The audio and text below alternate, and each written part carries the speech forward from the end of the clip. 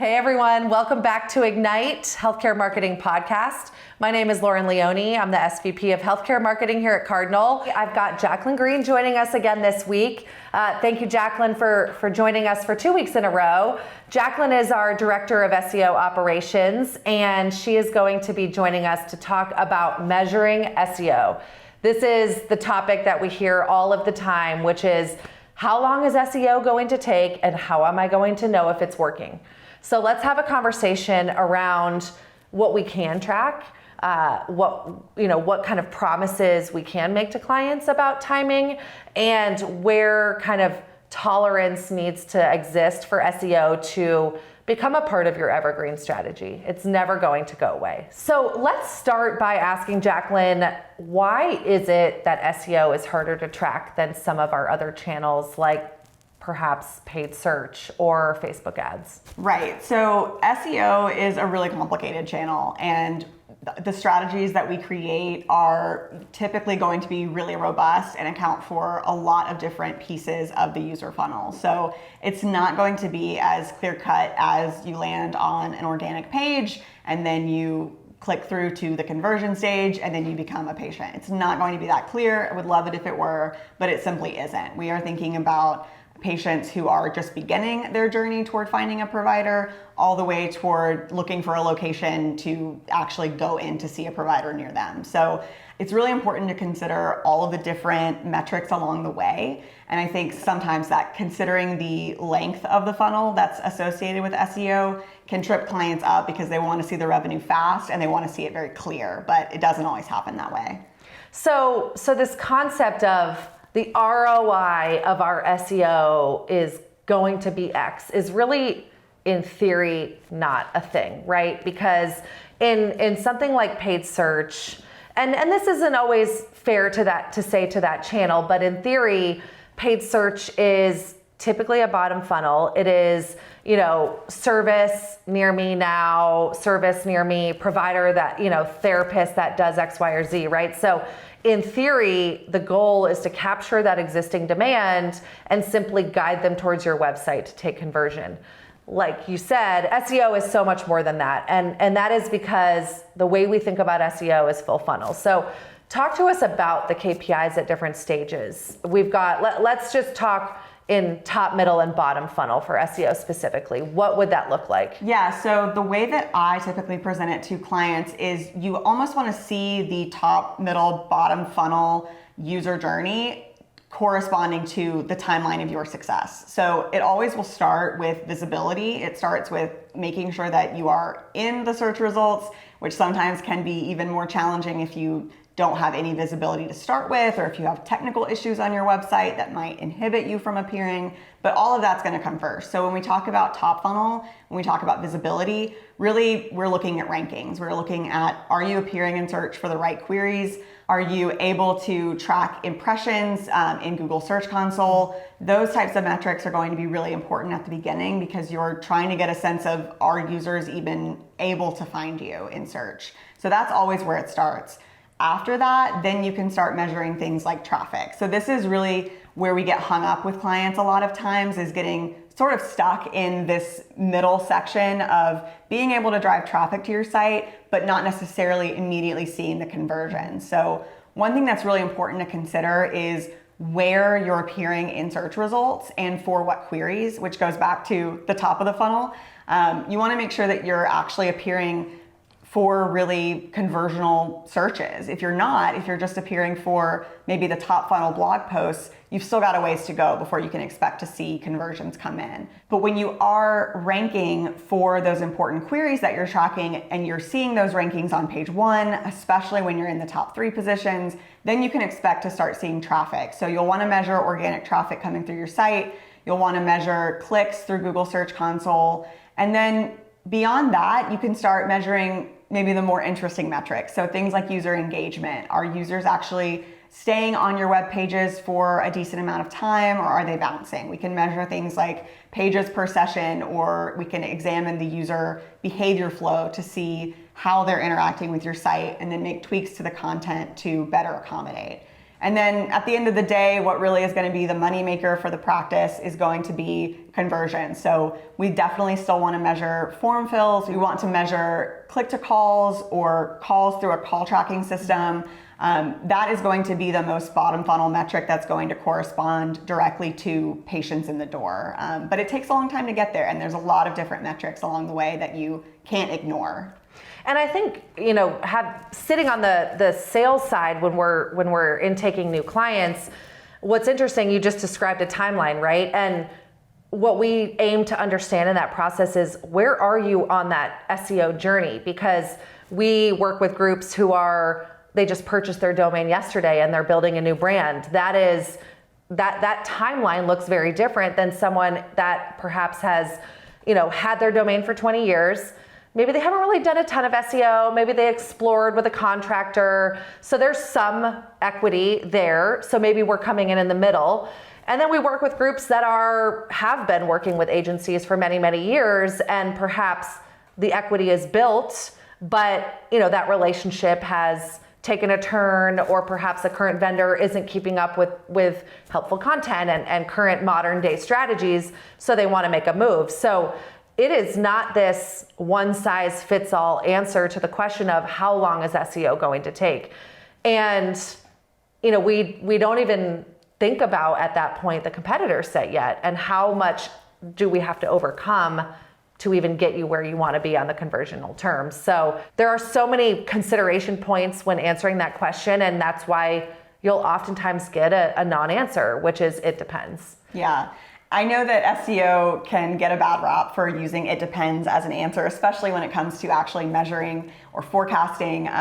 But it really does depend on where you're at. I think that you summarized that really well. And that's why our roadmaps and our strategies are so customized, because we really want to make sure that we are developing a strategy that's going to be tracking the right metrics. And we will see a lot, especially with clients who come in from other agencies.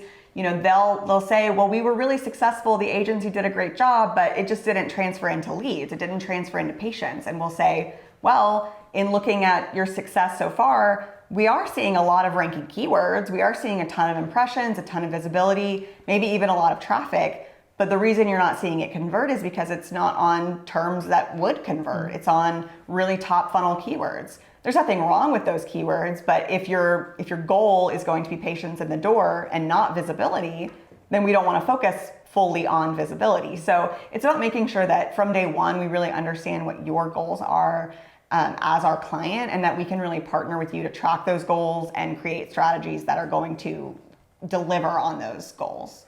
And it's interesting. We've had clients come in before where, if, let's say, for example, traffic was the KPI for SEO, and obviously we know it's one of many KPIs. If traffic is all you've historically looked at, and what we find is that the traffic that you're getting to your site, let's say 95% is coming through blogs that are maybe adjacent to, but not, hyper relevant to your services, maybe our objective is to reduce that traffic, right? Let's cut out the traffic that isn't relevant and focus on rebuilding traffic that is relevant. So this idea of just constant up, and a trend line that just never falters is really a problem in SEO, because the data can appear one way and really mean something very different. Yeah, absolutely. And it can be easy to, like I said, it can be easy to get sort of stuck in that middle phase. I think that is where clients tend to become impatient, and I understand it. They want to see the revenue quickly, but it can be tricky when you're in that traffic driving stage, because at that point, that's when you need to really reassess your strategies. And that's when our team is in the data every single day, in your website every day, making sure that if we need to make tweaks to the user experience of a page to help guide toward conversions or help guide toward the next step in the user journey on a different page, that we're able to do that. And then we can track those metrics. Like maybe the goal in the meantime, while we're unable to fully drive a ton of qualified leads right now, maybe the goal is, okay, let's just get people to your location page. Let's make sure we can do that and have that as a clear goal in the first 6 months. And then from there, we can start focusing on maybe the next step is actually getting patients in the door. But that patience and tolerance along the way is really important if you want to see long-term sustainable success. You mentioned roadmaps. I think that is the best answer to the non-answer that we give around it takes time and it depends, right? So talk about what a roadmap looks like and how it essentially acts as that checkpoint, that gut check. So it's not to say there's a promise at the end of this roadmap. It's to say, let's sit down and constantly be reassessing where we are in that journey and what the next step looks like. Yeah, I honestly think roadmaps are one of the best things that Cardinal does that is unique from other places I've worked, at least. The roadmaps we create are extremely tactical, really well thought out, very strategic, and we lay them out in a way that is going to correlate with the monthly reports that we show our clients. So every quarter, we're going to put together roadmaps that always contain an objective, all of the tasks that are going to fit into that objective, what KPIs are we going to track, what keywords might we measure, or what metrics might we keep track of, and then we're gonna give timelines around how long is this going to take, and when do we expect to start seeing this payoff, basically. So yeah, to use an example, if one of our objectives is to improve visibility, then tasks that fit alongside that might be creating blog posts or creating mid-funnel service and condition pages. But if our objective is, drive patients in the door by, a certain percentage, then our tactics are going to look different. It's going to be location page optimizations or Google business profile optimizations. All of those things are going to have more of an impact. So when we show our clients those roadmaps, we want to make sure to educate them on exactly what the point is of what we're doing so that they can be along for that ride with us, and so that the reports we deliver on the metrics actually have a clear story that they're telling. Yeah. And okay, so I'm going to ask you a question I get asked, right? Which is, can I invest in 12 months of SEO and be done with it? No. And I don't say that just because I want to keep my job, but because I really do think that long-term success is not a set it and forget it. There are certain things that will pay off for a long time. Like a great Google business profile, if you're not changing your hours, if you're not changing your services a lot, we're not going to be in there tweaking it every day. That is very much something that you can sustain as long as your business is roughly the same and Google's policies are roughly the same. With your website, the landscape is ever evolving, and if you don't continue to optimize to meet Google as it changes and as your competitors change, you're just going to find that the success you've seen previously is going to fall off. And we see that with clients time and again. Often they'll come to us and say, well, this strategy worked for us 2 years ago. Why isn't it working anymore? And the answer sometimes is we don't know, but that's how it works. And Google changes its algorithm every day to make sure that it is serving users in the way that it sees best. So we just have to fit into that process and make sure that we are constantly strategizing against the competitive set and against what Google is forcing us to do. Yeah, I mean, it's really interesting. I'll take a example out of the addiction rehab category, right? So let's say for the past 2 years, you've been owning your category because you've been producing 20 blogs a month, and that's been your approach. And according to Google's algorithm, that's been what's put you on top, right? But you quit your SEO program and you thought, I'm on top and I'm here to stay. Helpful content algorithm update hits. All of that content equity is gone because it's no longer helpful. Google sees that you were just doing it for the sake of doing it and not really thinking about what the user needs to hear. And without someone who sees that update coming down the pipeline, quickly understands what needs to happen to react to it, and can do so alongside of or ahead of your competitor set. If you didn't have SEO as an investment in your day-to-day marketing strategy, you would take that hit and you would lose years and years of investment in SEO overnight. Yeah, we actually saw this quite a bit, especially with newer clients that had come to us. So if we had clients who came to us a couple of months before the helpful content update, we did see several clients who really kind of took a beating with the helpful content update because they'd come to us with a lot of traffic driving content that was really making up the bulk of their traffic metrics, their visibility metrics.